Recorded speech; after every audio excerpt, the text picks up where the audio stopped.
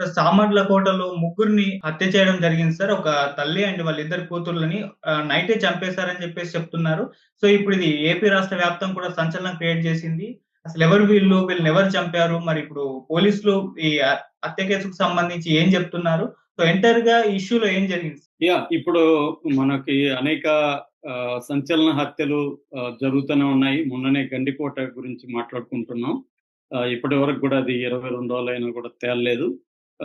అది రాజకీయాలు దాంట్లోకి ఎంటర్ అయ్యాయని చెప్తున్నారు. ఇప్పుడు కాకినాడ దగ్గర కాకినాడ జిల్లాలో పెద్దాపురం నియోజకవర్గంలో సామర్లకోట, అది వెరీ పాపులర్ టౌన్. సో, సామర్లకోటలో గవర్నమెంట్ కాలేజీకి వెనక సీతారామ కాలనీ ఉంది. ఆ సీతారామ కాలనీలో ములపర్తి ధనుప్రసాద్, ములపర్తి మాధురి, వీళ్ళిద్దరు భార్యాభర్తలు. వీళ్ళకిద్దరు పిల్లలు, ఆడపిల్లలు. పుష్పకుమారి పెద్ద పాప 8 ఏళ్ళు, జెస్సీ లోన చిన్న పాప 6 ఏళ్ళు. వీళ్ళిద్దరిని నిస్సి, ప్రైజీ అని కూడా, పైజీ, నిస్సి అని కూడా ముద్దు పేర్లతో పిలుస్తారు. సో, వీళ్ళ భర్త అక్కడ ఒక ఏడీబీ రోడ్ కాంట్రాక్ట్ జరుగుతుంది. అక్కడ బొలెరో డ్రైవర్ గా పనిచేస్తున్నాడు. శనివారం నైట్ డ్యూటీ ఉంటే ఆయన నైట్ డ్యూటీకి వెళ్ళారు. అర్లీ మార్నింగ్ రిటర్న్ వచ్చాడు. రిటర్న్ వస్తే తలుపులు లాక్ కేసే ఉంది. లోపల ఎంత తట్టినా తీయట్లేదు. ఏసీ ఆన్‌లో నడుస్తుంది. ఏంది ఇంతసేపు తట్టినా కూడా తీయట్లేదు అని చెప్పి అతనికి అనుమానం వచ్చింది. పక్కింటి వాళ్ళని పోయి లేపాడు. ఇలాగా మా ఇంట్లో ఎవరు కూడా తీయట్లేదు, ఏదో జరిగింది అన్నట్టుగా వాళ్ళు తట్టి చూశారు. సో, రాకపోయేసరికి వాళ్ళ పక్కన ఈ కొంచెం సుత్తులు అవి తీసుకొచ్చి వాటిని ఆ తలుపుల్ని బద్దలు కొట్టి లోపలికెళ్ళి చూస్తే రక్తపు మడుగులో ముగ్గురు పడి ఉన్నారు. ముగ్గురు కూడా చనిపోయి ఉన్నారు. ఇమ్మీడియేట్ గా పోలీసులకు ఫోన్ చేశారు. పోలీసులు వచ్చి చూశారు. ముఖ్యంగా ములప్పర్తి మాధురి అంటే వీళ్ళ భార్య, ఆమె అయితే తల నుజ్జు అయిపోయింది. సుత్తితో కొట్టినట్టుగా ఉంది. తొడల దగ్గరంతా కూడా బ్లేడ్‌తో కోసినట్టు గాయాలు ఉన్నాయి. ఈ పిల్లల్ని కూడా కొట్టి చంపినట్టుగా బ్లడ్ అంతా కారిపోయింది. సో, ఇంత ఘాతుకానికి ఎవరు పాల్పడి ఉంటారు అనేది పెద్ద ప్రశ్న అయింది. దాంతో పోలీసులు డాగ్ స్క్వాడ్‌ని పిలిపించారు. అట్లాగే ఇక్కడేమన్నా వేలిముద్రల ఉన్నాయని వేలిముద్ర నిపుణులు కూడా పిలిపించారు. డాగ్ స్క్వాడ్‌ని పిలిపిస్తే వెనక వైపు, ఈ ఇంటికి వెనక వైపు నుంచి గోడ దూకి అది కొంత దూరం వెళ్ళి ఒక కొత్తగా కన్‌స్ట్రక్ట్ చేస్తున్న ఇంటి దగ్గర ఆగిపోయిందది. అది ముందుకెళ్ళట్లేదు, వెనక్కి రావట్లేదు, అక్కడ ఆగిపోయింది. అక్కడ కన్‌స్ట్రక్షన్ దగ్గర కూడా పరిశీలించారు. ఏమన్నా ఆనవాళ్ళు ఉంటే ఏమీ దొరకలేదు. సో, దీంట్లో ఇప్పుడు ఒక్కసారిగా ఇది సంచలనంగా మారేసరికి జిల్లా ఎస్పీ బిందు మాధవ్ ఆయన రంగంలో దిగి ఒక పెద్ద టీంని అయితే తీసుకొచ్చారు. ఇప్పుడు క్లూస్ టీం కూడా ఈరోజు రంగంలో దిగింది. సో, ఇప్పుడు వాళ్ళ యాంగిల్స్ ఏందంటే, ముందుగా ఏమేమన్నా వస్తువులు పోయినాయని చూస్తే వీళ్ళ ఇంట్లో ఈమెకు ఒక సెల్ ఫోన్ ఉంది. అట్లాగే పిల్లలు ఆడుకోవడానికి గేమ్స్ కోసం ఒక సెల్ ఫోన్ ఉంది. ఈ 2 సెల్ ఫోన్లు కూడా మిస్ అయినాయి. అట్లాగే 2 ఉంగరాలు బీరువాలో ఉంటే ఆ 2 ఉంగరాలు కూడా లేవు. ఇంకేమీ వస్తువులు పోలేదు. ఈ 2 ఉంగరాలు, ఈ 2 సెల్ ఫోన్లు మాత్రం కనిపించలేదు. ఇప్పుడు ఆ సెల్ ఫోన్లు ఎక్కడుండొచ్చు, ఎక్కడికి పోయినాయని టవర్ దీని ద్వారా టెక్నాలజీ ద్వారా వెతుకుతున్నారు ఒకటి. 2 ఈ భర్త మీద కూడా అనుమానం ఉంది. అంటే చుట్టుపక్కల విచారిస్తున్నారు. ఈమెకేదన్నా అఫైర్ ఉందా అనే యాంగిల్‌లో. ఎందుకంటే చంపిన పద్ధతి చూస్తే క్రూయల్‌గా చంపారు. సో, క్రూయల్‌గా చంపారంటే దీని వెనక ఏదన్నా వివాహేతర సంబంధం ఉందా ఈమెకి? ఈమె ఎందుకంటే 26 ఏళ్ళు ఈమెకి. సో, ఎవరైనా అఫైర్ పెట్టుకొని అది భర్తకు తెలిసి భర్త వచ్చేసరికి అఫైర్‌లో ఉండి కొట్టి చంపేసాడా? మళ్ళీ ఏమి తెలియనట్టు వెళ్ళాడా అనేది ఒక డౌట్. ఎందుకంటే వెనక తలుపు ఎప్పుడు క్లోజ్ చేసుంటారు వీళ్ళు. లోపల గడి పెట్టుకొని ఉంటారు.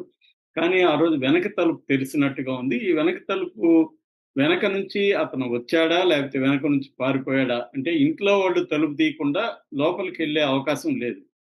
సో, అంటే ఏదో కిటికీని పగలగొట్టో అట్లా వెళ్ళలేదు. అంటే ఇంట్లో వాళ్ళే తలుపు తీయాలి. ఇంట్లో వాళ్ళు తలుపు తీయాలంటే ఎయిదర్ ఆమె లవర్ అన్నా కావాలి, బాయ్ ఫ్రెండ్ అన్నా కావాలి, లేకపోతే హస్బెండ్ అన్నా కావాలి అనే యాంగిల్‌లో పోలీసులు ప్రాథమికంగా అంచనాకొచ్చారు. సో, వీళ్ళ మధ్య ఏమన్నా గొడవలున్నాయా? ఈమెకేమన్నా అఫైర్‌లున్నాయా? అనేది ఇతని ఫోన్ గాని తీసుకొని పరిశీలిస్తున్నారు. అట్లాగే ఇతన్ని పోలీసులు కూడా తీసుకెళ్లి పోలీస్ స్టేషన్‌లో ప్రశ్నిస్తున్నట్టుగా తెలుస్తుంది.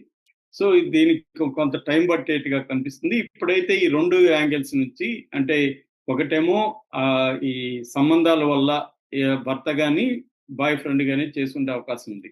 2 దొంగలేమన్నా వచ్చి చేశారా? దొంగలొస్తే తలుపులు పగలగొట్టడమో, లేకపోతే కిటికీలు పగలగొట్టడమో ఏదో ఒకటి చేసుండాలి గదా! అటువంటి ఆనవాళ్ళేమి ఇప్పటికైతే కనిపించలేదని జెప్తున్నారు.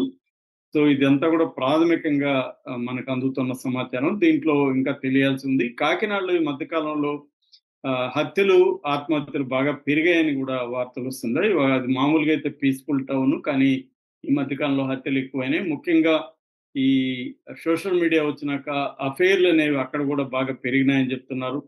సో ఈ ఇళ్ళల్లో ఉండి స్త్రీలు సోషల్ మీడియాలో చాట్ జేయడం, దాంతో పరిచయాలు రావడం, ఆ పరిచయాల నుంచి అఫెయిర్‌లుగా మారడం, ఆహ్, ఇది హస్బెండ్స్‌కి తెలిసి భార్యలను చంపడం, లేకపోతే భార్య, లవర్ కలిసి హస్బెండ్‌ని చంపేయడం, ఇలాంటి సంఘటనలు ఇప్పుడు అన్ని చోట్ల దేశవ్యాప్తంగా గూడా ఈ కైండ్ ఆఫ్ సంఘటనలు పెరిగాయి గత కొంతకాలంగా. ఆహ్, ఎందుకంటే ఇంతకుముందు ఆహ్, హౌ ఇట్లాంటి హౌస్ వైఫ్స్ లేకపోతే హోమ్ మేకర్స్ చుట్టుపక్కల ఉండే వాళ్ళతో ఎప్పుడన్నా పేర్లు పెట్టుకుంటారు. లేకపోతే లేవు. వాళ్ళకెందుకంటే చాయిసెస్ తక్కువుండేవి. వాళ్ళ సర్కిల్‌లోనే అఫైర్ పెట్టుకోవాలి. అది పెట్టుకుంటే తెలిసిపోతుందని ఒక భయముంటది. ఇవన్నీ ఉంటాయి. ఇవాళ ఏందంటే ఇంట్లో కూర్చొని చాటింగు, మంచి ఫోటోలు తీసుకుంటున్నారు. రీల్స్ కూడా చాలామంది భార్యలు వాళ్ళు మంచిగా అలంకరించుకొని రీల్స్ చేయడం. ఇలా రకరకాల పద్ధతిలో కాంటాక్ట్స్ అనేవి పెరిగిపోవడం. దీనివల్ల ఇలాంటి హత్యలు జరుగుతున్నాయి. ఇది కాకినాడలో కూడా బాగా జరుగుతున్నాయనేది అక్కడ లోకల్‌గా మనకి చెప్తున్న విషయం అన్నమాట. సో, ఆ నేపథ్యంలోనే ఈ అమ్మాయి యంగ్‌గా ఉంది. వీళ్ళ హస్బెండ్ ఎక్కువ డ్రైవర్ కాబట్టి బయట ఎక్కువ నైట్స్ వెళ్తుంటాడు. కాబట్టి ఈమెకి అఫైర్ ఉండే అవకాశం ఉంది. ఈ యాంగిల్‌లోనే ఎక్కువగా వాళ్ళు ఇప్పటివరకు పోలీసులు విచారిస్తున్నట్టుగా తెలుస్తుంది. ఎయిదర్ భర్త గాని, లేకపోతే బాయ్ ఫ్రెండ్ గాని. బాయ్ ఫ్రెండ్స్ కూడా ఒక్కొక్కసారి ఏందంటే వాళ్ళ ఎమోషనల్‌గా ఇన్వాల్వ్ అయినప్పుడు ఈ అమ్మాయిలు ఒకరితోనే అఫైర్ నడిపే పద్ధతి లేదు.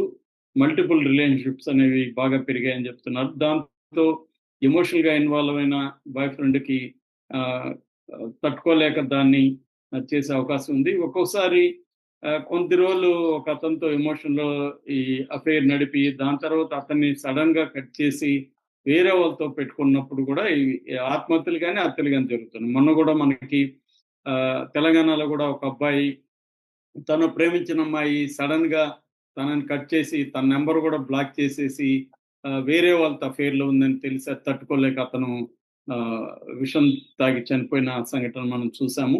సో, ఇలాంటివి అంటే ఇప్పుడేందంటే చాయిసెస్ బాగా పెరిగాయి. ఇంతకు ముందులాగా లేదు. అమ్మాయిలకు గూడా ఫైనాన్షియల్ ఇండిపెండెన్స్ వచ్చింది. ఇండ్లల్లో గూడా కంట్రోల్ అనేది తగ్గిపోయింది. వాళ్ళకి బయట ప్రపంచంతో గూడా పరిచయాలు పెరిగాయి. సోషల్ మీడియాలో ఇంట్లో కూర్చొని గూడా ఎవరితోనైనా చాట్ జేసి ఇది చేయొచ్చు. అబ్బాయిలు ఇంకా అదే పనిగా ఒక మామూలు అమ్మాయి కోసం గూడా 20, 30 మంది రెడీగా ఉండే అవకాశం కనిపిస్తుంది. ఈ నేపథ్యంలో ఇలాంటి ఒక సైడ్ ఎఫెక్ట్‌లుగా ఇవన్నీ బానే ఉండొచ్చు. ఫ్రీడమ్ ఉంది. మనం ఎంజాయ్ చేస్తే తప్పేంటి అని ఒక ఫిలాసఫీ అందరిలో ఉంది. అది తప్పా కాదనేది మోరల్ యాంగిల్‌లో పక్కన పెడితే, దీనివల్ల వచ్చే సైడ్ ఎఫెక్ట్స్ చాలా ప్రమాదకరంగా మారుతున్నాయి. అందువల్లే ఈ మధ్య కాలంలో ఇలాంటి హత్యలు, ఇలాంటి ఆత్మహత్యలు పెరుగుతున్నట్టుగా మనకు కనబడుతుంది. ఈ నేపథ్యంలో ఇది ఒక 1, 2 డేస్‌లో వచ్చే అవకాశం ఉంది. ఎందుకంటే పిల్లల్ని కూడా చంపారంటే సాక్ష్యం లేకుండా చేయడం అనేది కూడా మనకు కనబడుతుంది. మామూలుగా దొంగలైతే ఆమెనేమన్నా కట్టేసో, తిట్టేసో ఎత్తుకుపోవచ్చు. అదేం కూడా ఎక్కువ కూడా ఎత్తుకుపోలేదు. కాబట్టి ఇది క్లియర్‌గా ఏందంటే ఇటు భర్త గాని, ఇటు బాయ్ ఫ్రెండ్ గాని చంపుండే అవకాశాలు ఎక్కువ మనకు కనపడుతుంది. Okay sir. Thank you so much sir.